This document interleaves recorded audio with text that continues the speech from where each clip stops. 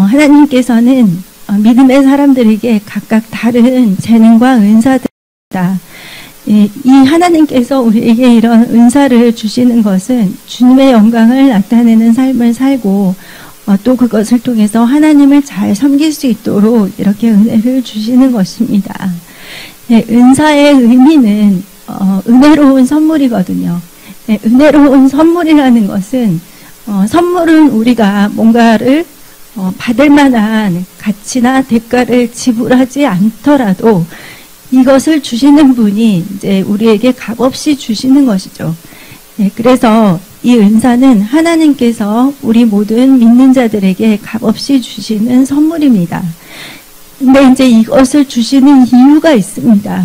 에베소서 4장 12절 말씀을 같이 읽겠습니다. 이는 성도를 온전하게 하여 봉사의 일을 하게 하며 그리스도의 몸을 세우려 하심이라. 우리 각 사람들이 다 각기 다른 재능들이 있는데 이것을 주시는 이유가 성도를 온전하게 하여 우리를 온전하게 하셔가지고 우리로 하여금 봉사의 일을 하게 하고 그리스도의 몸을 세우려 하심이라고 했습니다. 그리스도의 몸이라는 것은 바로 예수님의 몸된 교회이죠. 우리 각 한 사람 한 사람이 하나님 안에서 온전해질 수 있도록 하나님은 우리에게 섬길 수 있는 이런 능력을 주십니다. 그러면은 이 은사에 대해서 성경의 여러 곳에서 이렇게 나누어서 이렇게 설명을 하는데 세 가지로 크게 분류를 할 수가 있어요. 그래서 첫 번째는 성령의 은사가 있고, 그리고 일반적인 은사가 있고, 세 번째는 직임의 은사가 있습니다. 그래서 이제 이거를 저희가 좀 분류를 해서 한번 살펴보겠습니다. 먼저 이제 성령의 은사를 살펴보면은 이 말씀은 고린도전서 12장 8에서 10절에서 나오고 있는데요. 어떤 사람에게는 성령으로 말미암아 지혜의 말씀을, 어떤 사람에게는 같은 성령을 따라 지식의 말씀을, 다른 사람에게는 같은 성령으로 믿음을, 어떤 사람에게는 한 성령으로 병 고치는 은사를, 어떤 사람에게는 능력 행함을, 어떤 사람에게는 예언함을, 어떤 사람에게는 영들 분별함을, 다른 사람에게는 각종 방언 말함을, 어떤 사람에게는 방언들 통역함을 주시나니. 그래서 이제 여기에 이제 저희들이 잘 알고 있는 은사들이 나오고 있죠. 지혜, 지식, 믿음, 병고침 여러 가지가 있는데 이것도 약간 분류를 제가 해보면 첫 번째는 이제 계시를 나타내는 은사예요. 그래서 계시의 은사가 지혜, 지식, 영분별 이 세 가지로 이렇게 분류가 됩니다. 그래서 이 지혜의 말씀의 은사는 뭐냐면 이것은 인간의 지혜가 아니라 하나님이 주시는 지혜로 환경이나 사람 또 일을 처리하여서 문제를 해결할 수 있는 능력입니다. 그래서 이제 성경의 예를 보면은 예수님께서 이 수가성 여인을 딱 만났을 때 이 여자가 분명히 죄인이라는 것을 알았지만 이 여자가 마음문을 열 수 있게 예수님께서 이 여자에게 다가가셨죠. 그러니까 처음부터 예수님이 너에 대해서 내가 다 알고 있다 이렇게 하면서 너는 남편이 이렇게 많았고 너무 이런 죄들을 지었고 이렇게 해서 그 여인에게 다가가신 것이 아니라 내가 목마르구나 이렇게 대화를 청하면서, 그리고 그 여자가 가지고 있는 가장 근본적인 문제가 무엇인지를 예수님은 아셨습니다. 그래서 이제 지혜로운 말씀의 은사를 가지고 그 여인에게 다가가서 여인에게 필요한 메시지들을 전달을 하셨죠. 그리고 이제 지식의 말씀의 은사는 전지전능하신 이 하나님께서 필요에 따라서 이제 우리에게 알려주시는 그 부분들이죠.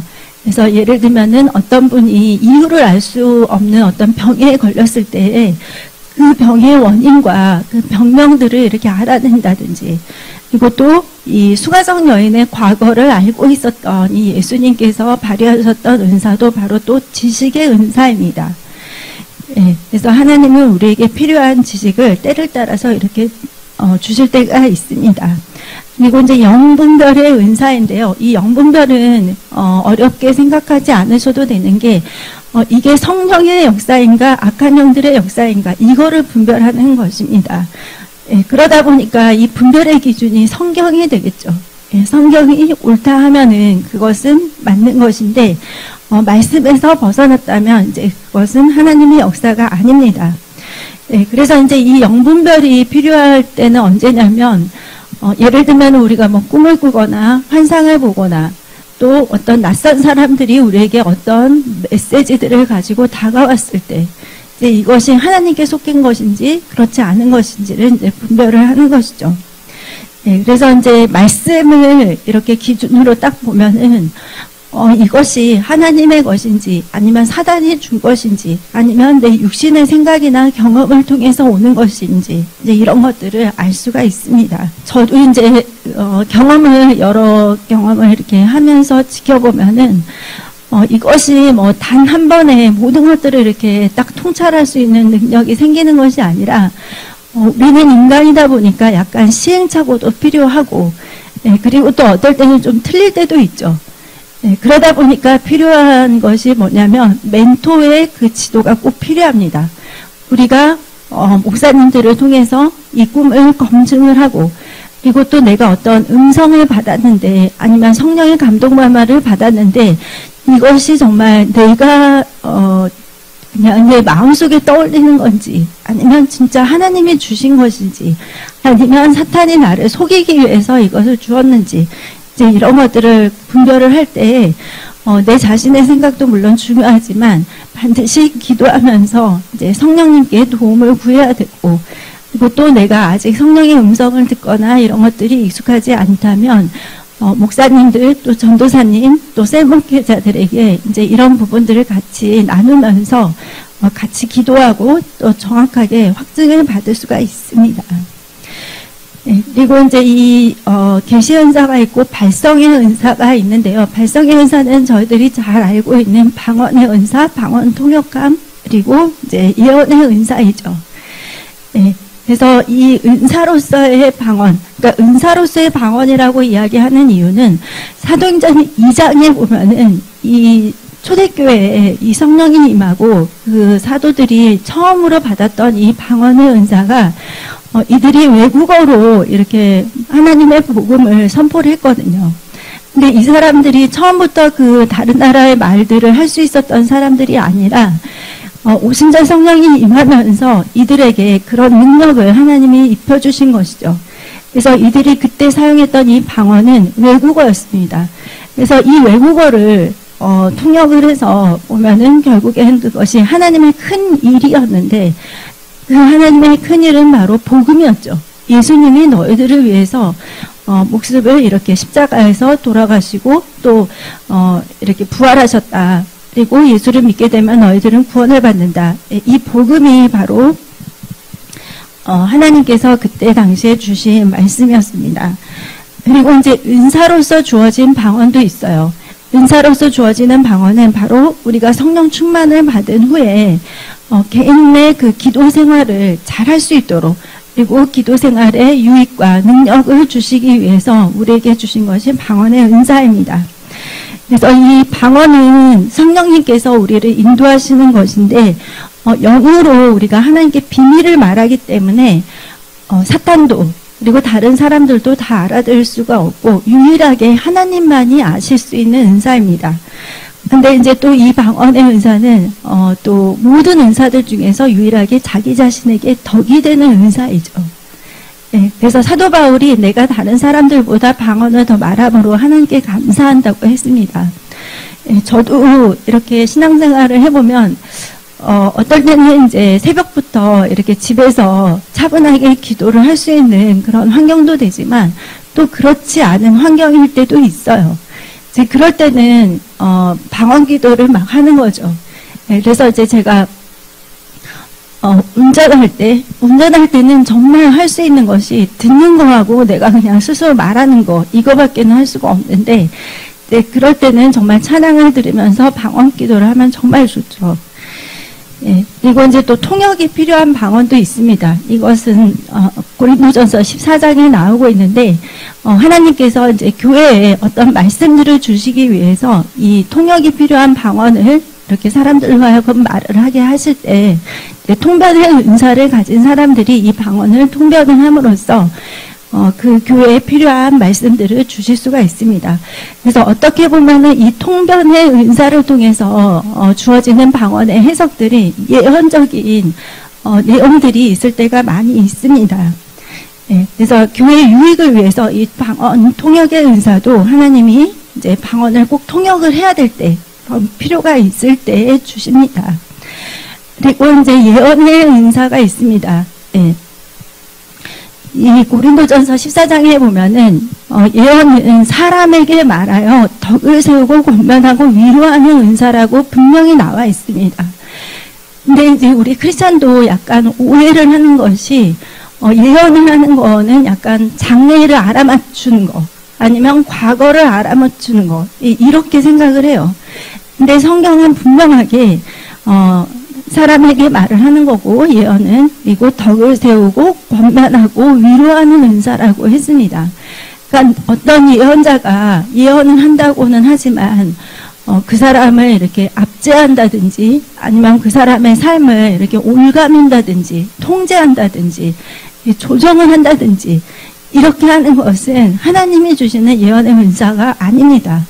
하나님이 주시는 예언은 우리에게 덕을 세우고 권면하고 위로하는 내용이라는 걸 우리가 알아야 됩니다. 그리고 무엇보다도 이 예언의 은사는 교회의 덕을 세우거든요.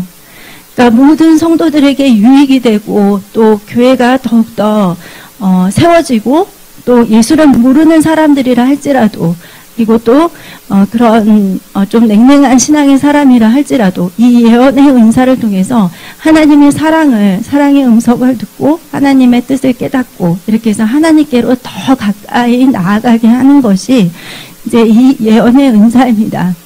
그래서 절대로 예언의 은사를 점처럼 생각을 하시면 안 돼요. 네, 그렇게 생각하시는 분들이 좀 있습니다. 네, 그래서 성도로 하여금 사명을 깨닫게 하고 또 신앙의 정체 상태에서 이렇게 벗어나게 하고 그리고 또 하나님이 주시는 위로와 권면의 말씀을 통해서 우리가 하나님께 더 가까이 나아가게 하고 그리고 또 사역자들에게는 사역의 방향을 알려주는 것이 바로 이 예언의 은사입니다. 그리고 이제 권능의 은사가 있는데요. 이 권능에는 믿음과 병고침 그리고 능력 행함의 은사가 있습니다. 이 믿음의 은사는 그냥 우리가 예수를 믿을 때 예수님을 나의 구주로 영접하고 믿습니다 할 때 그 믿음보다는 더 이렇게 좀 인간적으로 상상할 수 없는 그런 강력하고 예리한 믿음이 이렇게 생겨서 큰 기적을 발생하게 하는 믿음입니다. 그래서 이 믿음을 발휘했던 사람들이 바로 히브리서 11장에 다 기록이 되어 있거든요. 네, 아브라함 같이 정말 하나님은 90세, 100세 된 노인들에게도 능히 아이를 줄 수 있다. 이거를 믿었던 믿음. 그리고 또 모세와 같이 그 홍해를 가르고 또 민족을 살릴 수 있는 그런 믿음을 가졌던 사람들. 그리고 순교까지 불사했던 그런 믿음을 가졌던 사람들이 바로 믿음의 은사를 발휘했던 사람입니다. 그리고 이제 병 고치는 은사가 있는데요. 이거는 귀신을 쫓아내고 그리고 병을 고치는 모든 치료와 이적을 포함하는 그 은사입니다. 그리고 능력 행함의 은사가 있는데요. 이제 이것은 복음을 증거를 할 때 성령의 능력으로 초자연적인 기적을 발휘하는 경우들입니다. 예를 들면은 오지에 나와가지고 복음을 전하는데 이 복음을 전할 때 있을 수 있는 여러 가지 어려움과 또 그런 악한 계계들을 이렇게 끊어버리고 그리고 하나님의 주시는 초자연적인 능력으로 이렇게 할 수 있는 그런 경우들을 말합니다. 여기까지가 이제 성령의 은사들이었거든요. 그래서 이렇게 9가지가 있고 일반적인 은사는 로마서에 있습니다. 네, 로마서 12장 7, 8절 말씀을 같이 읽겠습니다. 네, 혹 섬기는 일이면 섬기는 일로 여기는 이 섬김의 은사는 예수 안에서 서로 돕고 섬기는 것이고 혹 가르치는 자면 가르치는 일로 그러니까 이 가르침도 성도들에게 이제 말씀을 가르치는 사역이죠. 이것도 위로하는 자면 위로하는 일로 성도들을 영적으로 공부하고 위로하는 사역 그리고 구제하는 자는 성실함으로 도움을 필요로 하는 사람들을 돕는 은사입니다. 그리고 다스리는 자는 부지런함으로, 그러니까 교회 사역에 있어서 필요한 어떤 지도력, 리더십을 바로 이제 이 다스리는 은사로 알 수가 있고, 그리고 긍휼을 베푸는 자는 즐거움으로 할 것이니라. 병들고 고통당하는 이들을 돕는 사랑의 은사가 바로 이 긍휼을 베푸는 은사입니다. 그래서 이제 저희들이 이제 이 은사들을 종합을 해보면, 은사가 한 사람 앞에 하나씩 딱 있구나. 이게 아니라 어떤 사람들은 방언의 은사가 있으면서 또 지혜와 지식의 은사가 있고 잘 가르치는 은사가 있고, 그러니까 좀 복합적인 거죠. 어떤 사람은 뭐 은사가 있는데 또 이렇게 섬기는 은사가 있고, 또 어떤 사람들은 이렇게 좀 말을 잘 해가지고 잘 가르치는 은사가 있는데 또 그분이 방언을 이렇게 하고 방언 통역도 하고, 이렇게 해서 사람마다 또 여러 가지 은사를 가지고 섬기는 경우들이 있습니다. 그리고 이제 세 번째는 직임의 은사인데요. 본문 말씀에서 이제 에베소서 4장 11절부터 같이 읽어보시면 11절, 12절에 여기에 이제 5가지 직임이 나와 있어요. 그가 어떤 사람은 사도로, 어떤 사람은 선지자로, 어떤 사람은 복음 전하는 자로, 어떤 사람은 목사와 교사로 삼으셨으니 이는 성도를 온전하게 하여 봉사의 일을 하게 하며 그리스도의 몸을 세우려 하심이라. 그러니까 우리가 잘 알고 있는 사도, 선지자, 복음 전하는 자, 교사, 목사, 이것이 에베소서 4장 11, 12절에 나와 있는데, 이것은 구약이 아니라 신약이죠. 신약에 분명히 이 5가지 직임이 나와 있고, 이 직임을 하나님께서 교회에 주시는 이유는 성도를 온전하게 해서 봉사의 일을 하게 하고, 이렇게 해서 예수님의 몸된 교회를 세우기 위함이라고 나와 있습니다. 그래서 어떤 분들은 이제 사도와 선지자는 예전에 그 사도행전 시대에 그때 있었고 지금은 없다, 이제 이렇게 이야기를 하는데, 이제 이단들이 좀 이 사도, 선지자 이런 것들을 좀 좋지 않게 사용을 하다 보니까 이 단어 자체에 사람들이 좀 여러 가지 생각들을 가지시는 것 같은데, 저는 말씀 그대로 저희들이 이거를 받아들여야 된다고 생각을 합니다. 그래서 이 사도를 보면은 헬라어 사도의 의미는 바로 보내심을 받은 자라는 의미가 있습니다. 그러니까 사도는 하나님으로부터 보냄을 받아가지고 하나님과 그리스도의 명령을 따라서 권세를 가지고 복음을 전하고 진리를 가르치고, 그렇게 해서 이제 각지의 교회를 세우는 직임을 바로 사도라고 합니다. 그래서 사도 바울은 3차, 4차 이렇게 전도 여행을 통해서 여러 곳을 다니면서 제자들을 세우고 직임자들을 세우고 그렇게 해서 교회를 세웠죠. 근데 지금도 이런 사역을 하시는 분들이 굉장히 많이 있습니다. 저희들에게 다 알려지지 않았다고 해서 아랍권에는 복음 전하는 사람들이 없나 보다 이렇게 생각하시면 안 되고, 뉴스나 미디어에서는 나타나지 않지만 거기에서 심지어는 그분들이 나는 사역자, 나는 선교사, 이제 이런 직임도 안 가지고서 섬기는 분들이 계세요. 그래서 오랫동안 이렇게 막 몇 년, 십몇 년 이렇게 하면서 그곳에서 머물면서 그 주위에 각지를 다니면서 이제 예수님의 몸된 교회들을 섬기고 또 제자들을 세우고 이렇게 해서 직임자들을 세우는 사역을 하시는 분들이 지금도 많이 있습니다. 이것이 바로 사도의 사역이고요. 그리고 선지자는 이제 하나님으로부터 받은 계시를 이제 이 말씀들을 교회에 선포하고 성도들에게 선포를 해서 또 믿지 않는 자들은 믿도록, 그리고 믿는 자들은 하나님이 주시는 그 각자의 자리에서 섬길 수 있도록 이제 하나님 말씀을 대언하는 분들이죠. 그래서 이것은 그 누가복음에 나오는 안나 선지자도 이 선지자였고, 그리고 또 사도행전 11장에도 나오는 아가보 선지자도 이 선지자였습니다. 또 사도행전 21장에 나오는 빌립의 딸들도 다 선지자였습니다. 이 사람들의 공통점이 바로 이제 신약시대의 사람들이죠. 구약에만 이 선지자가 있었던 것이 아니라 신약에도 분명히 선지자가 나오고 있고 선지자의 사역이 계속해서 지금도 되어지고 있습니다. 이번에 이제 저희 남편이 그 이직을 하는 과정에서 정말 그 하나님의 그 말씀이 꼭 필요했어요. 예, 물론 이제 성경에 기록된 하나님 말씀이 있기는 하지만, 그래서 이제 정발 목사님, 이하준 목사님께 이제 그것들을 계속 상의를 했을 때 계속 말씀을 주셨어요. 예, 그래서 어떤 자세로 나아가야 할지, 심지어는 요새는 면접이라고 안 하고 그냥 인터뷰라고 이렇게 말을 하는데, 인터뷰를 1차, 2차, 3차, 4차까지 했는데 어떤 자세로 해야 될지, 그리고 심지어는 그 인터뷰를 하시는 분이 어떤 것들을 좀 요구하실 것 같다, 이런 말씀까지도 해주셨어요.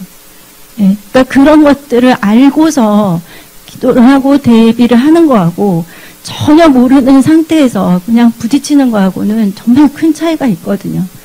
그리고 또 인터뷰를 하기 전에, 또 하고 나서, 그리고 또 그것을 결정하기까지 이제 그 모든 과정에서 굉장히 구체적인 말씀들을 많이 해주셨어요.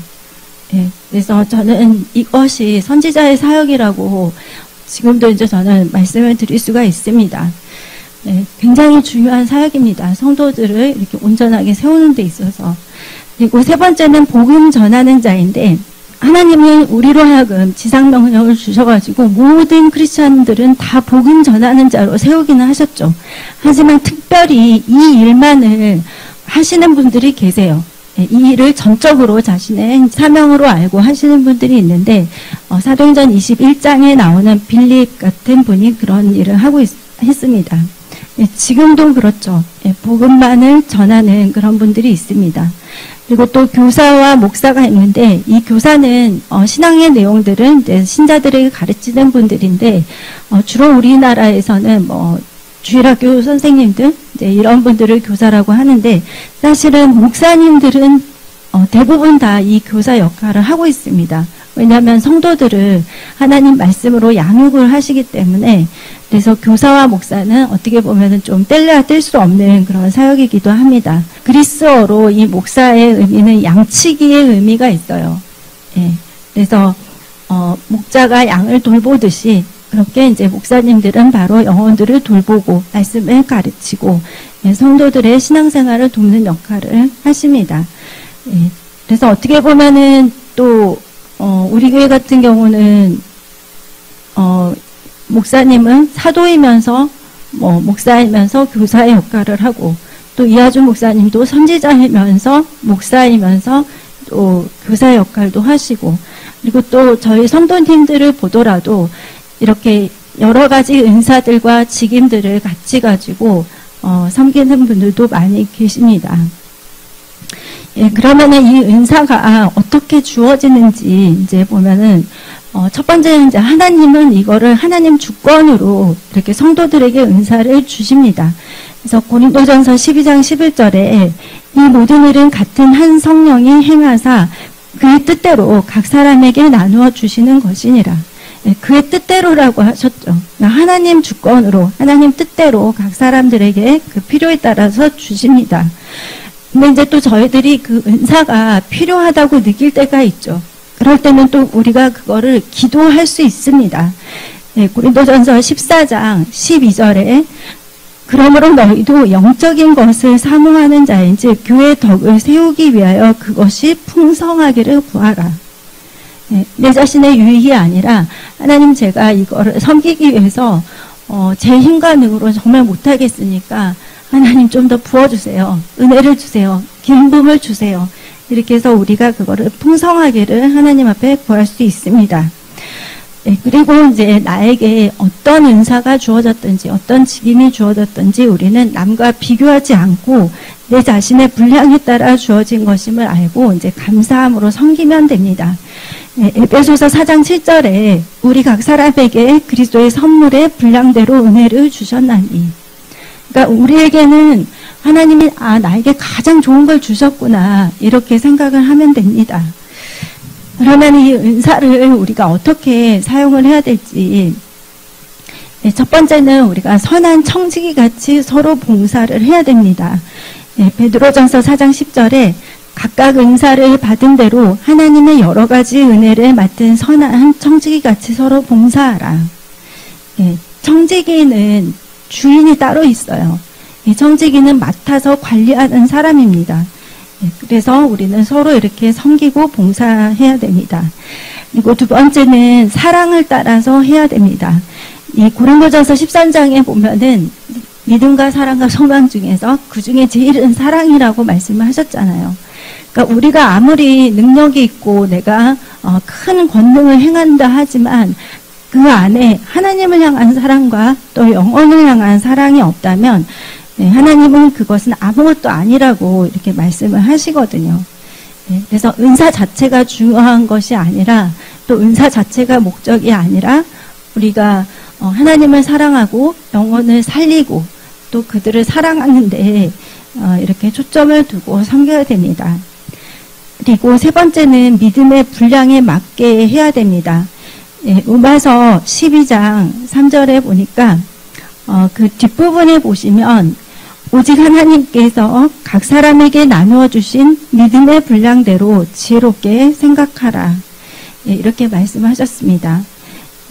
마땅히 생각할 그 이상의 생각을 품지 말고 그래서 나에게 지금 주어진 환경 가운데 나에게 주어진 그 믿음과 은사를 가지고 우리는 우리 믿음의 분량대로 지혜롭게 생각하면서 섬겨야 됩니다. 그리고 또 네 번째는 분쟁이 없이 서로가 그리스도의 몸의 지체가 되었음을 알고 서로를 잘 돌봐야 됩니다. 고린도전서 12장 25절에 몸 가운데에 분쟁이 없고 오직 여러 지체가 서로 같이 돌보게 하셨느니라.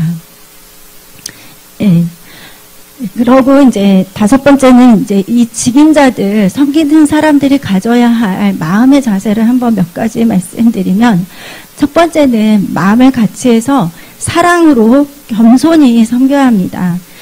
빌립보서 2장 2, 3절에 마음을 같이하여 같은 사랑을 가지고 뜻을 합하여 한 마음을 품어 아무 일에든지 다툼이나 허영으로 하지 말고 오직 겸손한 마음으로 각각 자기보다 남을 낮게 여기고, 그러니까 다른 사람을 더 좋게 여기면서 겸손하게 이렇게 섬기라고 성경은 우리에게 말을 하고 있습니다.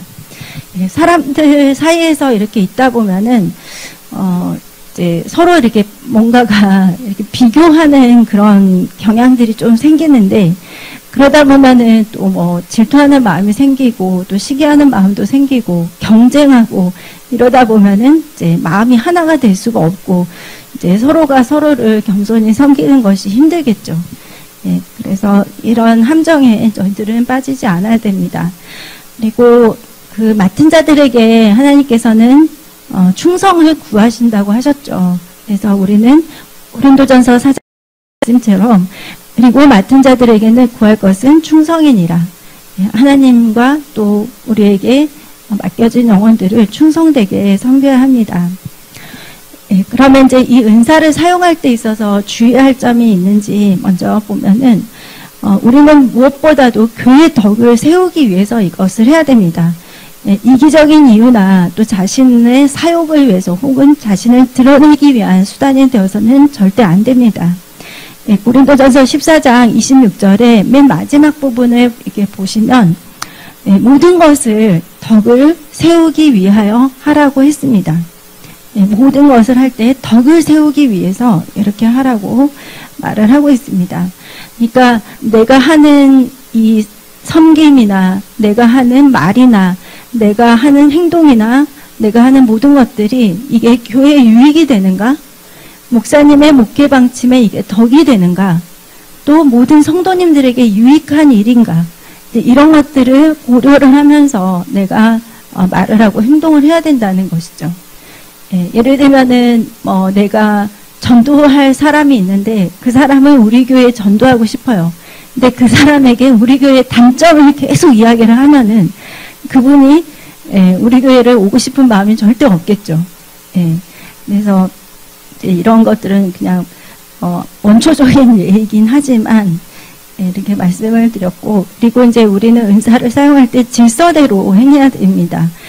고린도전서 14장 40절에 모든 것을 품위 있게 하고 질서 있게 하라.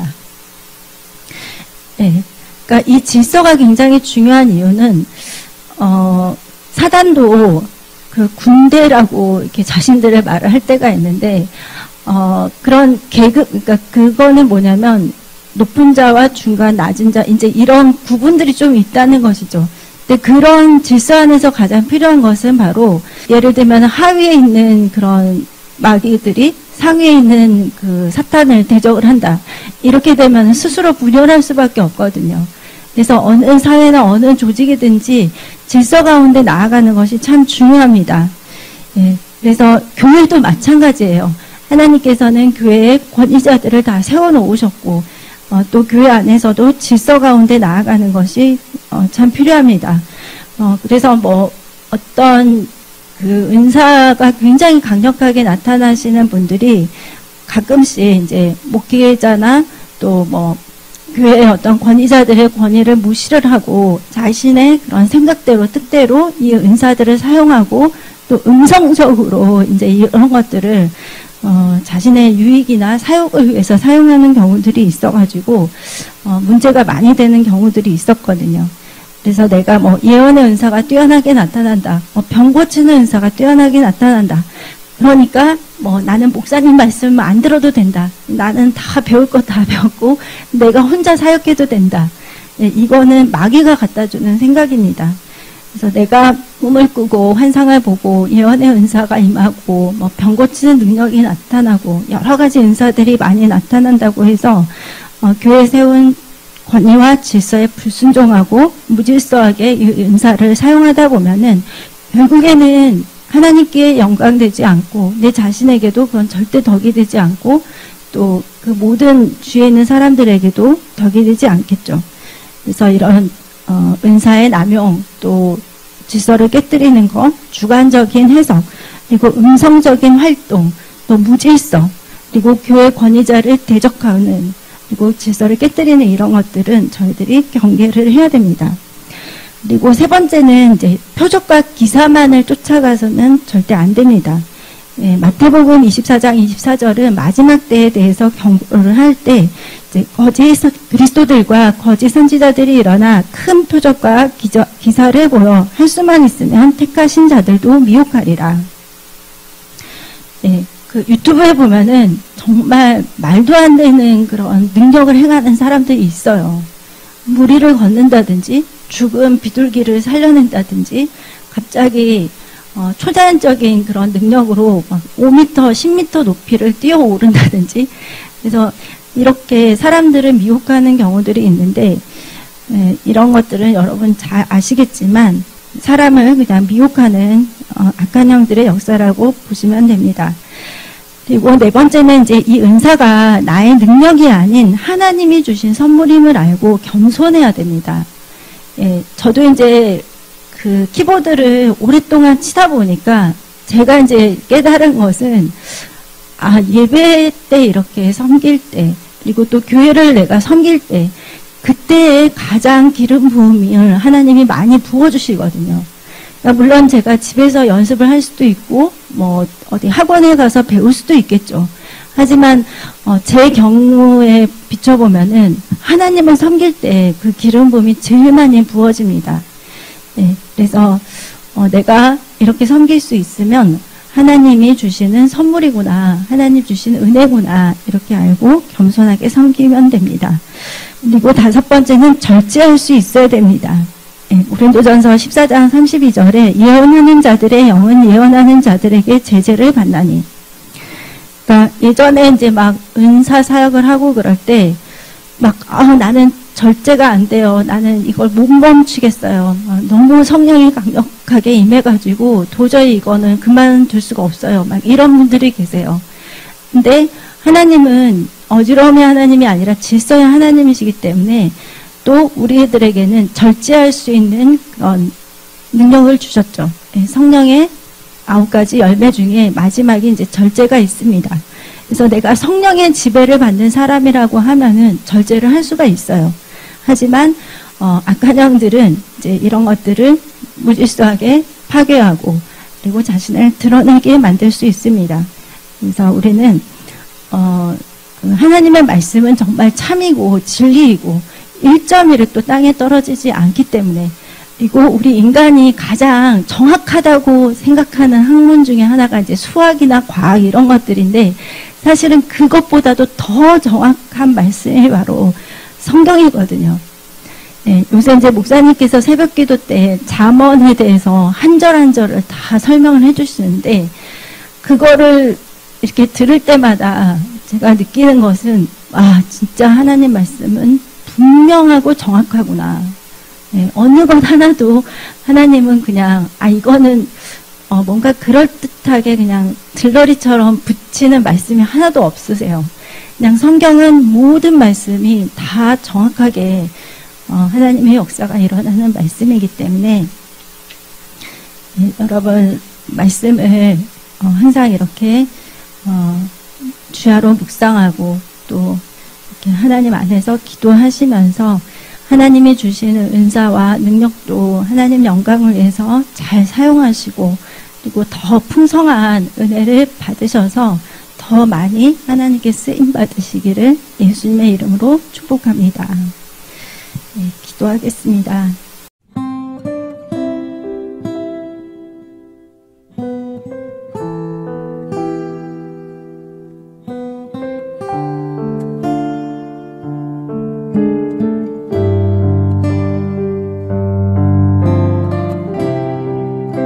나의 생명 되신 예수님 사랑합니다. 모든 영광을 주님께 드립니다.